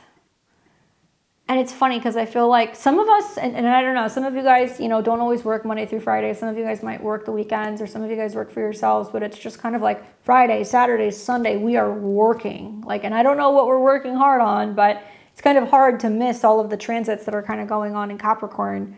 So we wake up on Saturday morning, 17th, and there's a bunch of stuff going on. So we have got the moon in Capricorn that is now coming into, or I guess very early, a trine with the south node in Virgo. So we're releasing old outdated ways of doing things. It's also coming into a sextile with the north node where we're leaning into empathy, ruled by Saturn, obviously, and Jupiter. There's a connection to both. And they're still in a trine. It's wide, but it's there. And the moon's going to be coming into conjunction with Mercury and also Mars. And you'll see that as we're kind of heading into the new moon. So we get quiet. We're kind of preparing on Saturday. But there's a lot of aspects happening. And the moon is also going to come into an opposition with Jupiter, highlighting what happened all last week when Venus, the sun, Mars, just recently Mercury opposed Jupiter. I mean, if you guys didn't catch my Jupiter kind of cosmic clash video, I talk about some of the examples of how it's manifested for me with those aspects. But I feel like now we're just kind of like, okay, we're ready. We've gotten the message. If we are not doing the retrograding or reviewing or scaling back in the Cancer area of our life, we're actually creating a lot more work for ourselves, helping us set better intentions, I think, under the Capricorn new moon. So on the 17th, what you're going to find is that now we have Venus in Aquarius. I think that's going to be the big transit. We're also going to see the sun in Capricorn. That's going to sextile Saturn, where we're becoming more kind of in line with our goals, and we're envisioning what we want to get done. We're like being the goats. And we're also going to see that the sun in Capricorn is trining Uranus and Taurus, same trine that Venus went through. And that, like I said, is baked into the new moon. Man, I mean, if you're not working on something on Saturday, if you're kicking back on Saturday and you think just because Pluto went into Aquarius, or Venus went into Aquarius, that you're just going to have fun, I mean, I would have an agenda and have something that I would want to be getting done on Saturday and Sunday. That's what I think. Even though a lot of you guys are going to be tired, there's going to be more work to do. Putting it all together, this is a very ambitious Saturday. This is obviously transformative because now we are starting to see the sextiles to Saturn and the Uranus trine. And we're going to find that there's a lot of physical things that are now starting to come into place. Now, it's not the new moon yet, but we're preparing for it. And I think this like Saturn stuff going on brings structure. Obviously, Saturn is also in a sextile to Uranus. So we're seeing all these bisextiles happening where we've got two sextiles and a trine. So this is going to be where structure meets innovation. And yes, there's some emotional oppositions that are going to be taking place. That's going to test our balance a little bit, just a little bit. Let's see, the moon's going to come into an opposition at 19, which is going to be happening in the evening hours on Saturday. So there's still some more of that kind of emotional reactions. Obviously, we know the moon is kind of playing off of Jupiter, where we're like, I should be at home, but actually I'm working. And people are going to be like, but it's Saturday. And you're like, I got a lot of stuff I got to get done. Yes, get it done, get it out of the way. And I do think that to navigate Saturday, this is about being like, all right, I have something I got to do. This is my responsibility. It also means that we're building lasting kind of foundations. Yes, Venus went into Aquarius, so it's definitely shifting our values and the way that we look at our goals, the way that we look at our relationships. And obviously, we're still seeing planets that are within orb of a square to Chiron. So there is like a sense of maybe feeling like there's some identity challenges and we're needing to be more patient. Mercury and Mars are also still in conjunction, guys, and it's conjunction at 25. So this is where words can be weapons. Things that we say, it can be heated. We can have this very kind of militant tone with Mars and Mercury conjunct in Capricorn. And thankfully, it's softening with the sextiles to Saturn and Neptune and Pisces. But remember that there is a way to get things done. There is a way to lead. There is a way to manage. There is a way to be responsible, but also be kind. Because, you know, you may be going through stuff and you can be kind of short, but other people are going to be going through it too. And so I do think people are going to be more willing to understand if you're like, look, you know, I know that we wanted to get together on Saturday. We had something we were going to do, but like this is coming up and like I have to take care of that. And people are going to be like, I understand, you know, and they're going to kind of embrace and kind of work with some of the change. So build lasting foundations and welcome that Venus shift. I hope you guys enjoy that on Saturday, although I bet a lot of people are going to be working. All right, so the moon is going to keep going through Capricorn. Thankfully, it looks like it will be the late evening hours overnight that the moon will square Chiron. And then we wake up on Sunday, and this is the big day. This is the Capricorn new moon. Holy cow. I do think that with the moon having to hit Mars, where there can be emotional tension and passion, and some of you guys who are like Virgo risings or maybe Capricorns or Tauruses, you might like it. But everybody else is going to be like, why are things so hard? You know, like, why is it so difficult? And really, it's just, it's teaching us where our limits are, because some of us have gone to such extremes over this last week that we're just like, this is just too much work. And some of us are going to realize that we're working hard for something that just, we kind of feel like we're spinning our wheels, right? Especially if it's emotional overload. It may not be worth some of the things that we think we're getting. It may not be worth some of like the emotional kind of drama. So the moon will hit Mars, which on one hand can be a little bit of like a sexy aspect. But I think other people are just going to be like, why is everybody kind of like agitated and being short and kind of like pissed off? Well, it's a dark moon, and moon, Mars, Mercury is being like, you know, I'm angry and I'm upset and I'm moody. And it's because of the Saturn Neptune, things that we have not taken care of, things that we did not see coming, things that we've been holding inside, things that happen as a result of lack of boundaries. So what you're going to find is that there is going to be a lot of probably, you know, out in the world, like news coming up on the 18th. That's like, oh, this military situation happened. You know, Mercury could be things in the air or media or news that's coming out about military mobilization and things that might connect to coastlines, international countries, relationships, leaving certain agreements because it's phasing out, or, you know, moving away from being kind of collective globally. And the impact that that's going to have on leadership. New moon in Capricorn is going to be highlighting that there's going to be new leadership. So I do think that if we're going to see any more stuff like we've seen recently with some of the things going on in, for example, like Venezuela, my guess is somewhere probably around the 18th, the 19th, when the moon hits Mercury and Mars, it's going to be like, oh, and now this situation happened, and like that's being like removed and taken out. Why? Because Capricorn represents top-down structures, and it's the old ways. So people who have always been in power, people who have always been in positions in politics, people who have always run companies, and now it's getting cut with Mercury and Mars. The trine to Uranus is the sudden fluctuation in how the markets react to things, how masses of people react to things, how that's going to increase flow of goods and international trade. And also it's going to further isolate certain countries. And there's going to be a lot of people who are going to be talking about, you know, how this is kind of impacting international relationships. So the key transit really, I think, other than the Capricorn new moon, is that the moon's got to hit Mars, which is playing off of Chiron and Aries, which is saying, you know, individuals which have been able to overcome some kind of, you know, setback or healing, you know, situation, wounding. And then Mercury, which is tied to the South Node. This is going to be a lot of government announcements that will be coming over the next 6 months about changes with jobs, changes with health and the health system, changes with food, and also agriculture, and also things that are going to be incentives to kind of help prioritize not just physical health, mental health. Saturn and Neptune, it's sextiling that.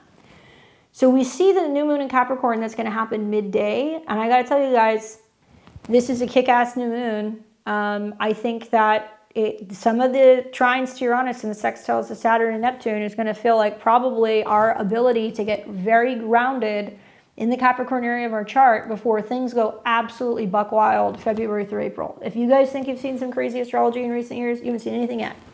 So prepare yourselves, get grounded under this new moon. I do think that new moons are great, obviously, for fresh starts. Mercury's involved here, so if you want to learn a new trade, if you are wanting to sign a contract, if you are wanting to make some big business announcement, if you want to take action swiftly and you want to be the first and you want to be the best, this is the one you do it. And it's also going to really be about evolving into what will be, powerful and transformative relationships, because Venus is coming into conjunction with Pluto. Now watch this. After the new moon, which is going to happen in the afternoon, we then see the moon sextile Neptune, so we're tapping into our dreams. Moon goes into Aquarius in the early evening hours. Then we see the moon come into conjunction with Venus, which is generally pretty good, right? It's like everybody's partying and celebrating and kind of like loving. But then we see the moon come into conjunction with Pluto. That'll be happening in the evening on the 18th. So the question is it going to be liberation? Are we going to hear more about liberation of certain collective groups of people? And when I say liberation, it could be financial liberation, it could be giving them food, it could be, helping them have some kind of freedom when it comes to, voting or anything that deals with politics. We're going to see some major political changes happening over the next couple of weeks.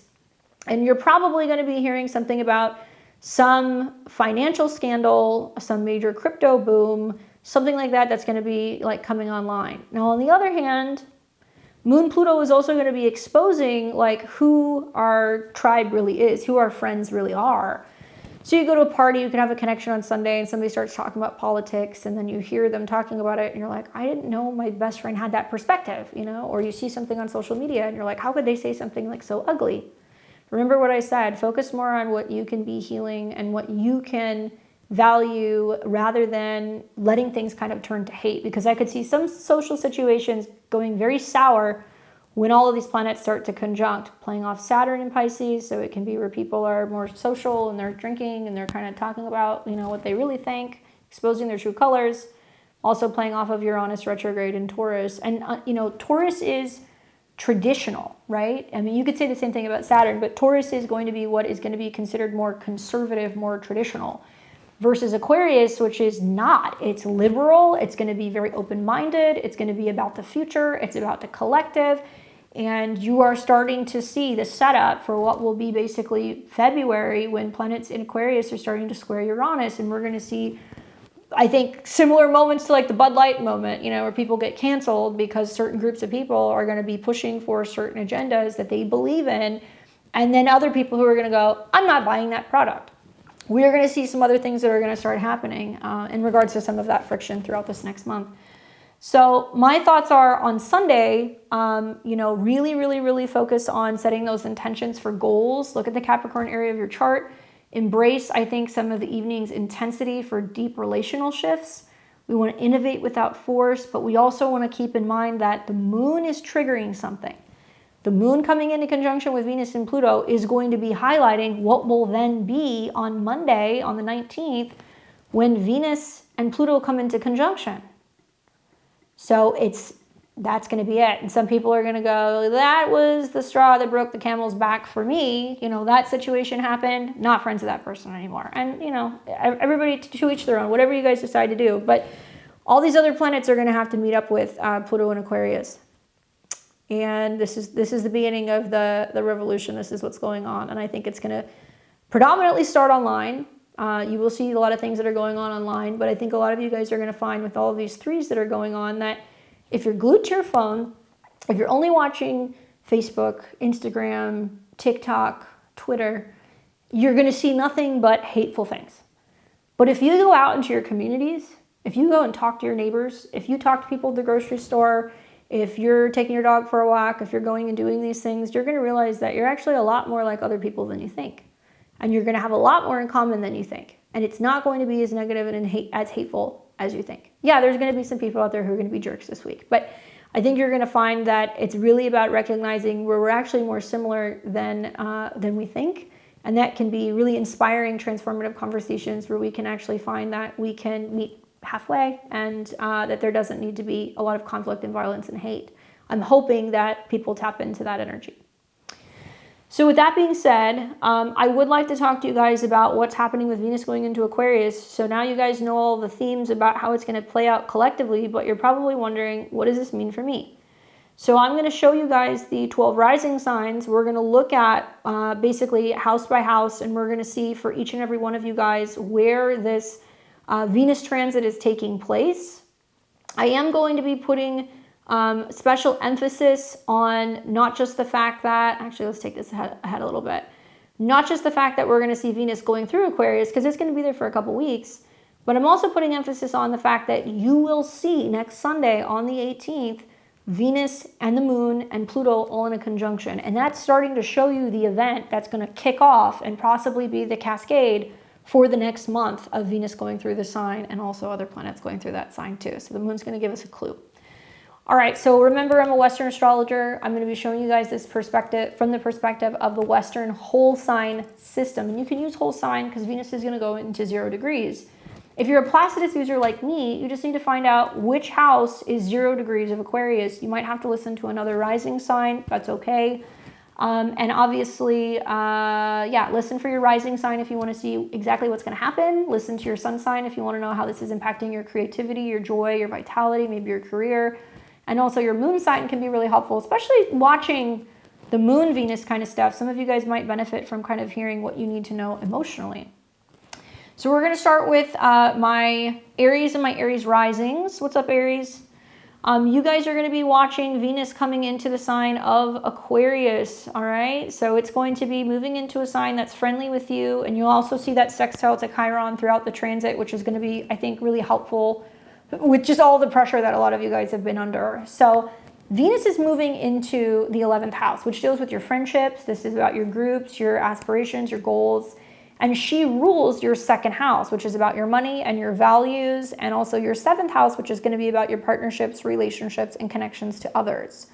So as she treks through your 11th house, the themes are going to be about kind of innovating some of your social connections, maybe valuing relationships with community over, romantic relationships. Maybe love blooms in group settings and you're able to go to a mixer, you're going to like a speed dating situation, or there's a friendship introduction and there could be a love match that can come from that. So you're going to find that you're going to feel the most comfortable, you're going to feel the most loved when you're with community. Now, what you want to watch for is you're going to see on the 18th, Venus and Pluto and the moon are all going to be conjunct. And I would watch this as an Aries rising because you are going to find that then Mars, your chart ruler soon, is going to go into the same conjunction. And I think that this is really intensifying group dynamics. And it could possibly be revealing power plays in friendships, some ugly relationships that you don't like any longer, maybe transformative alliances that you're kind of making. And obviously this is about networking in an unconventional way. So I do predict a lot of you guys are going to have unexpected invites or maybe breakthroughs in your goals. And maybe it's like joining groups that are new groups that you've never kind of been involved with before, maybe communities online. And I do think that this is really here to help you transform love and maybe prioritize some of your platonic bonds that are going to help empower you and also your dreams. This is also about releasing any kind of possessiveness for collective harmony. So watch for maybe some drama amongst friends or friends that are trying to kind of pin other people against each other. You may also find that, it could be a situation that's involving other people's children, or it's involving maybe other people that you're kind of seeing, and whether or not there's some kind of canoodling going on with others, and that there could be some, misunderstandings or, things that can kind of come up that makes you go like, is that person like after my man? That kind of thing. But I think for the most part, because it's friendly with your sign, I think some of you guys may find that there is just this new goal that you're obsessed with. There's this new group, there's a new friend, and it can be very transformative for you. So I hope it's a good transit for you. All right, for Taurus and Taurus risings, Taurus, pay attention. You were ruled by Venus. So Venus is now going into Aquarius, and it's going to be transiting for the next several weeks through your 10th house of career and reputation. Taurus, this can go one of two ways, and I would really be paying attention because you are basically the archetype for Venus. And as it's moving through your 10th house, it means all eyes are on you. People are watching you. And with Venus coming into conjunction with Pluto, it can mean that there is a powerful union that is setting up right now. So you working with a new business partner, starting a business with a spouse, maybe there is a really intense kind of connection with somebody at work and you're like, who is that? It could also mean you're radically transforming your identity and how people perceive you in the workspace. I do think that with Venus's connection also to your 6th house, this is really kind of highlighting for a lot of you guys, okay, maybe your career and your reputation, but it's also going to be about your authority.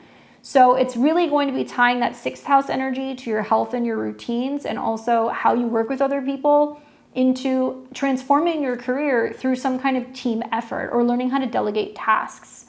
It is great for like unconventional professional charm, maybe refining your success through some kind of innovation in your career.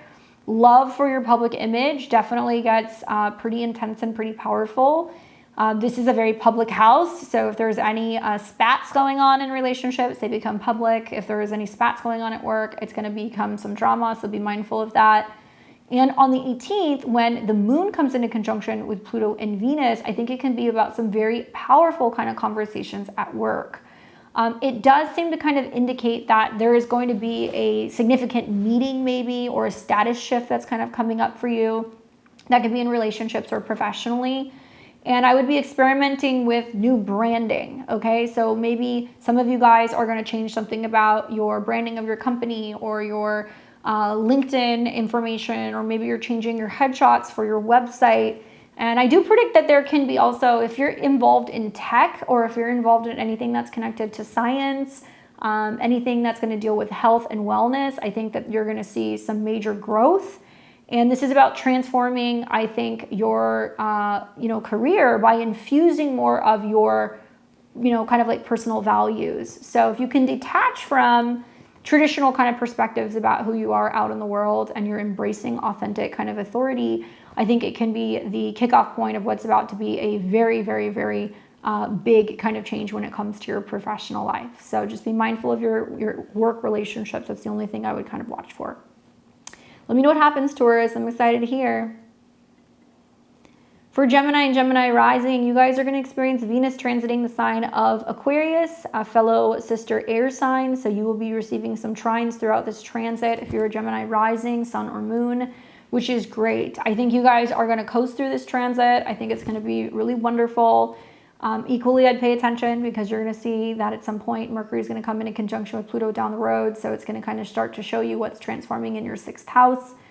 Venus is traditionally tied to your 5th house, which is going to be dealing with your children, creativity, self-employment, dating, taking risks, romance, and also your 12th house, which deals with spirituality as well as your subconscious. So when we tie these things together, Venus going through the 9th house wants to indulge on a ticket to fly somewhere. It wants to find, some kind of indulgence or security through learning something. It does want to focus on long distance relationships. Like adventure is going to call. And so it means that you're really valuing new philosophies and expansive ideas. So some of you guys will have romantic connections through travel or study. Others are going to have really interesting cultural exchanges, possibly a profound reevaluation when it comes to your belief about taking risks, relationships, and your hidden talents. I do think that I would be really planning unconventional trips, or I would be traveling with a partner, traveling with kids. I do think that there can be really inspiring connections also to mentors and spiritual teachers, and maybe even people who are foreigners or abroad. You're going to find that this helps you really transform love through exploring new spiritual beliefs and freedoms, and you're releasing routine for some mind expanding affection. I also think that for a lot of you guys, you're going to feel very liberated through this transit. Like it's going to give you the opportunity to take an art class, maybe travel somewhere you've always wanted to go, maybe go and be able to connect with relationships or people who might be far away. And you're really starting to get into the energy of where these eclipses are going to be coming up in this next month, which are also going to be good for you. So I hope it's a good transit. I hope you guys are able to go somewhere or take a course because you're going to love it. For my Cancers and Cancer risings, you guys are going to be experiencing Venus transiting through the sign of Aquarius in your natal 8th house. All right, so Cancer, obviously, you know, on the 18th, the moon's coming into conjunction with Venus and Pluto, so that's going to be very personal for you. But Venus traditionally is associated with your 4th house, which is connected to your home and your family and your private life, as well as your 11th house, which is connected to your friendships and your goals or anything that deals with your networks or communities. So as Venus is transiting through the 8th house, as with all planets that go through the 8th house, there is an intensification, there is a transformation, there is a purge, and this can be really, really good for those of you guys who have fears revolving around vulnerability, revolving around love, around connection, intimacy. This can also be indicating that throughout this period, there can be some radical transformations that can be happening when it comes to your joint resources, dealing with debt or mortgages, and being able to achieve some kind of unity when it comes to your money with another person. So I think of like refunds, I think about investments, inheritances, partners getting some kind of boost, which also will benefit you.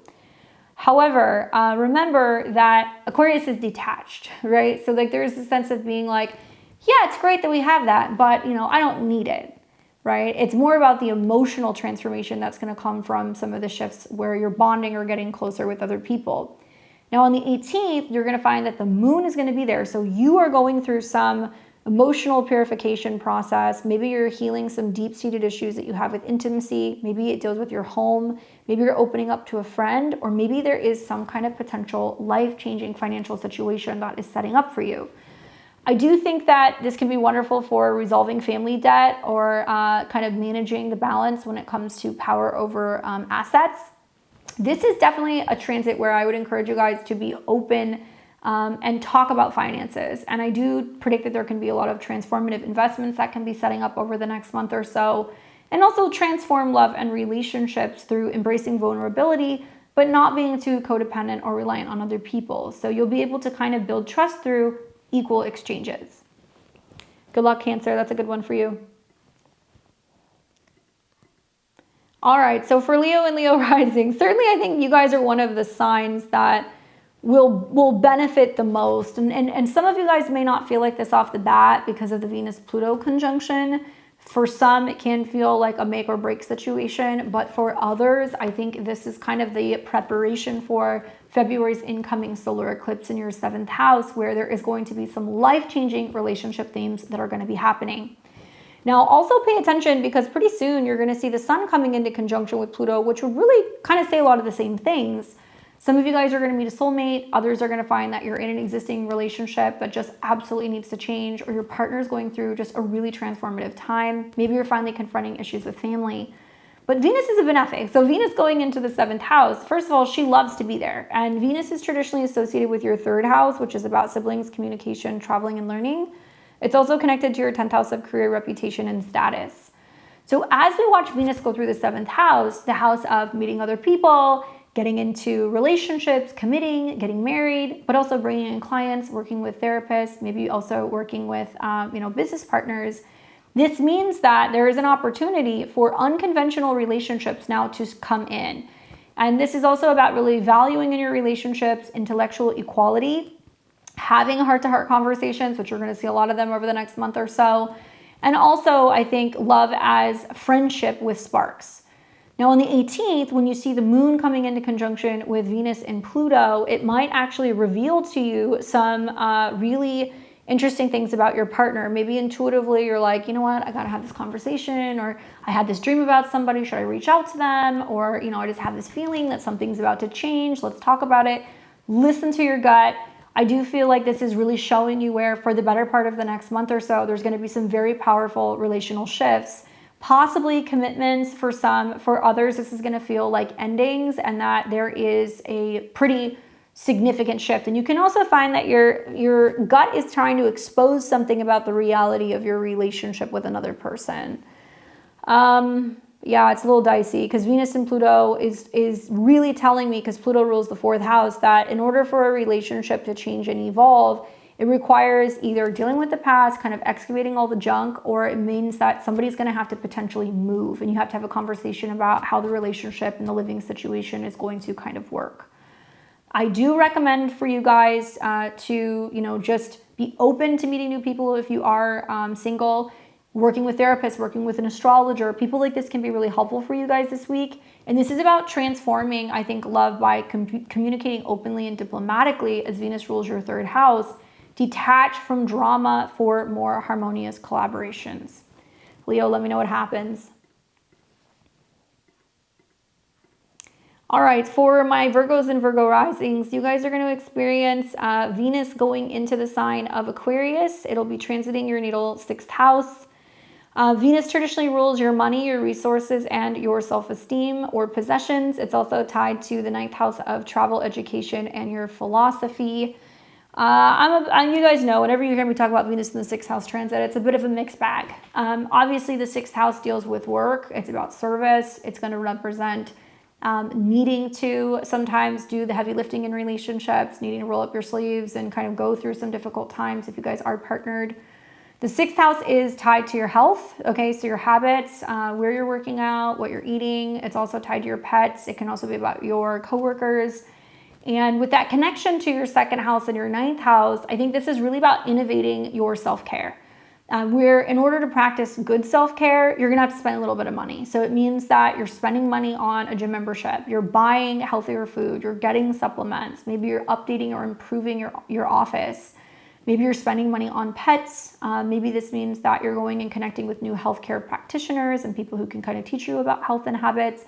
Maybe you're having to spend a little bit more quality time on, just making the time for relationships, or maybe even making the time for travel. I do think for Virgo risings, this can also mean that it's about efficient beauty or clean beauty. So you're cleaning up like what you're, cleaning your house with, or what makeup you're using, what products you're using. And love being seen as an act of service. It does open the door to wellness innovations. But on the 18th, when you see Venus and Pluto and the moon come into conjunction, it's going to intensify the need to break through old emotional routines. It's possible that you guys are going to be using tech or gadgets for your health. So think like counting your steps, Apple Watches, apps that are going to track your food. You may have a friend that's saying to you like, hey, let me help you, or like, let me help you take care of this, or, let me show you, or come to my health spa, that kind of stuff. And I do think that there could be job offers. So some of you guys may have job offers. Some of you guys may also find that this is about just trying to get into better harmony with your coworkers. My advice is that if you incentivize yourself, like for example, right? I would say if you're a Virgo or Virgo rising and you are dreading going back to the gym, I would be like, go and get yourself a new pair of sneakers. Buy yourself that Fitbit or Apple Watch, right? Maybe if you're not totally thrilled about the fact that you're just gonna have to be working your tail off for the next 2 months, try to make it more enjoyable. Put music on at work, bring in some sweets to work, maybe hang up some art or something, bring your pet to work, right? That's something you could do if you can. That would help you go through some of the changes that you're gonna be having within your 6th house. And I think having a little bit more harmony and kind of integrating more beauty into your daily life, and obviously releasing through the South Node perfectionism, and just kind of enjoying some of the changes that you're gonna make. Good luck, Virgo. All right, we've got Libra and Libra rising. As a Libra rising, I am absolutely ecstatic for this transit. I am very excited to see what this brings, because I feel like obviously being ruled by by Venus, this is something that you want to watch. Venus has been super heavy in the 4th house. So there's been a lot of home and family stuff going on. There's been a lot of like focusing on property and real estate, or moving, or working from home. And now Venus goes into a sign that is another air sign that will trine you if you're a Libra, sun, moon, or rising. So that's beneficial. The other thing to think about is that Venus is also connected to your 8th house. So this is about ways of making money. This is about joint income. This is connected to investments, inheritances. This can be also about your libido, your sex life. It can be connected also to radical transformation. And it's going into the part of the chart where you're going to start seeing eclipses here in the next month or so. So it's tying in that 5th house to your 1st and also your 8th of intimacy. And this is really playful. So it's experimental when it comes to new hobbies and crafting. If you're single, Libra or Libra rising, and you want to get out and meet people, get out and meet people. The next month is when you want to do it. And the 5th house can mean you're going to bars, you're going to theaters, you're going to where groups are, you're hanging out and doing stuff that can be kind of like communal, and you'll meet people. But if you're going after what you enjoy doing and you're really focusing on valuing, your artistic freedom, it's going to be good. And you're going to see a lot of twists in your love life. There can be unexpected kind of connections and people that you're meeting. It can also mean that you're just feeling a little bit more youthful. If you have children, you're spending time with your kids, or there's big kind of changes in the lives of your kids going on. And this can also be like a really fertile time for Libras and Libra risings if you guys are trying to get pregnant. Now, what you want to think about is that Venus is going to meet up with Pluto. So it can also mean that some Libras or Libra risings get absolutely obsessed and fixated on someone or something. So it could mean that they're super interested in somebody they meet and they're like all in. It could also mean that you are getting involved in a new hobby, you're buying all of the things, and it can become a costly, kind of expensive hobby. It can also mean that some of you guys are really just focusing on your self-love and like loving yourself the way that you are, investing in yourself and some of your creative passions. I think you'll find on the 18th, when the moon and Venus and Pluto come into conjunction, it's really saying to you, okay, it's time to deepen your creative passion. Yes, there can be intense kind of flings going on or some drama in your love life, but this is about an artistic kind of rebirth. And so I would say to my Libras and Libra risings, follow your joy. Don't get too obsessed. Don't get too attached. Date unconventionally. Watch for these joyful surprises. Be willing to take risks. And this is also about transforming love by owning your desires and detaching from approval from other people and just doing what you frankly like to do. Good luck, Libra. All right, on the Scorpio and Scorpio risings, I mean, it's pretty good for you guys, right? So Scorpio, you're going to have Venus going into the sign of Aquarius. It's going to be moving into your natal 4th house, which deals with your private life, your home, family, property, and parents. Obviously, Venus is directly tied to your 7th house of marriage, partnerships, relationships, clients, close connections and values through that. And it's also going to be connected to your 12th house, which is going to represent subconscious, hidden talents, hidden things.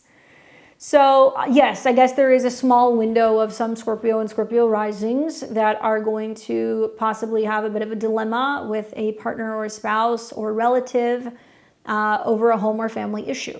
Okay, that can happen. And I would be keeping my eyes on siblings and on neighbors, okay? Pay attention, because Scorpio, not only does Pluto rule your chart, but also Mars rules your chart. So you're going to find that pretty soon, later in the month, Mars is going to hit Pluto, and then there's going to be a little bit of drama, or there's going to be a sudden move in or out of something, or there's going to be some action that you're kind of taking with a family situation. Then you're going to see an eclipse that's going to be there next month. So I would be all eyes on what's kind of happening with the Venus going through your 4th house transit. Now, the positive is that because Venus is dealing with partnerships and subconscious, you're going to find that this is really innovating family dynamics. Maybe you're really valuing emotional independence. Maybe love comes through improving your home. Venus in Aquarius would be like, let's get a new entertainment center, right? Or, let's develop a part of the house that we can use for entertaining. Or maybe it means that there is a woman coming to stay and visit with you. I do think that love can also be detached, but still nurturing in the 4th house. And on January the 18th, you're going to see that the moon and Venus and Pluto are all going to be conjunct. Well, your Pluto, the moon represents either a family member from far away, or it's going to represent maybe some legal matters concerning the home or the family. It can also be your in-laws and Pluto. So it can mean that your spouse or your partner or like a female family member is going through a lot of changes, and it's just like all at one time. But it can be some very powerful renewal energies when it comes to kind of starting fresh or starting new at home. Yes, some Scorpio and Scorpio risings are going to find that this is like major revelations when it comes to family relationships. There could be some shocks and surprises and some finding things out about family members or spouses you didn't know. Redecorate if you must, but know that there are still eclipses coming in, and there's also still going to be some Mars-Pluto stuff coming in. So to me, it almost seems like you or another person are not happy with the living situation now. You're trying to find a way to transform it, and that's going to be what you're kind of setting up for the better part of like more or less the next month. And also Venus is connected to closets, your bedroom. So it can mean that you're like, well, do we stay in the house and renovate and open things up, or can we make a change here? And you're maybe looking at properties where you're considering doing that too. And transform love by healing your inner wounds and release control of the situation, because you might find that actually going in a new direction with your home can be really beneficial for you emotionally, and also it can really improve your relationship. Scorpio, I want to hear what happens. That's going to be an interesting one. especially if you have like a sister or a female neighbor or an aunt. So let me know. Sag and Sag rising. You guys are going to experience Venus going through the sign of Aquarius. It'll be transiting through your natal third house. Obviously, this is a friendly sign for you. It sextiles you, Sag, so it's going to be easier to navigate. Venus deals with your 11th house of friends, groups, and community. It's also connected to your health, habits, your pets, your daily routine, and work. So as Venus goes into the third house, there is going to be this focus on communication, learning, siblings, neighbors, short distance trips, vehicles, anything that also deals with just how you can kind of communicate and connect with people. It can be online, it can be websites, it can be about social media. And so what I think is going to kind of happen is that there's going to be more witty kind of intellectual exchanges. Maybe you're valuing communicating, traveling, connecting with friends. Maybe you are making alterations or changes to your schedule to be able to say, hey, you know, I would like to see my family, or I'd like to go on a road trip. Can also mean you're willing to spend more money on cars, short distance trips, education, gadgets, right? And so I think about for a lot of you guys, like the Venus in conjunct or quincunx Jupiter, like you can expand your home, you can travel, you can make changes to your car, but just be mindful of some of the expenses that will kind of come up, and that there can be a sense of like wanting to buy things or have experiences or go places because you're trying to process changes and like shifts that are happening with you emotionally or also in your family. And I think this is a wonderful time if you guys want to start focusing on media or websites or any kind of digital design. It can go very well. And what you're going to find is that throughout this transit, it's going to kind of kick off with Venus and Pluto and the moon coming into conjunction on the 18th of January. Well, the moon is going to represent expenses and debt. So I could see some of you guys going, ooh, I'm going to trade in my car, I'm going to get a new car, I'm going to buy a shiny new laptop, you know, or it might mean that you're spending money on innovations in your health. So it can mean that you're getting gym equipment. Maybe you're buying new software for work or new computers and other things that you feel like are going to be beneficial. But there is this really deep, passionate desire to have something with the Pluto conjunction. And the trick here is that Pluto rules your 12th. So subconsciously, you might feel like, oh, I really want something, I got to have it, you know, or, you know, maybe I'll feel better if I, you know, kind of go on a road trip or I get out of town. And some of you guys might watch your relationships with siblings in the third house, especially with Pluto and Venus. There could be some difficult communications with like sisters, female neighbors, things like that.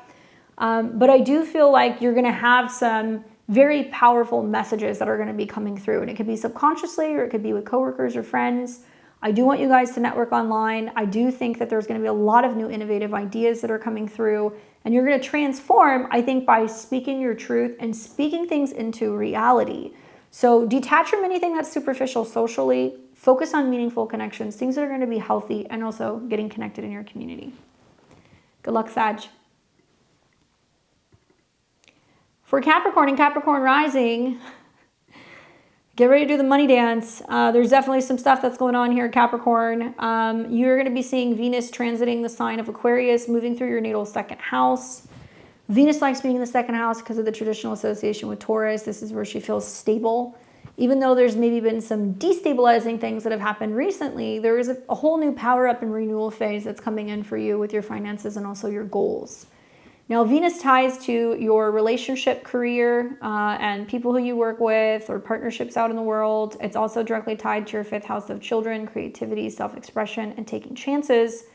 So as Venus is transiting through the second house, what you're going to find is it's kind of tying together your values, your possessions, with how can I get creative and make more money, with how can I change something about my career.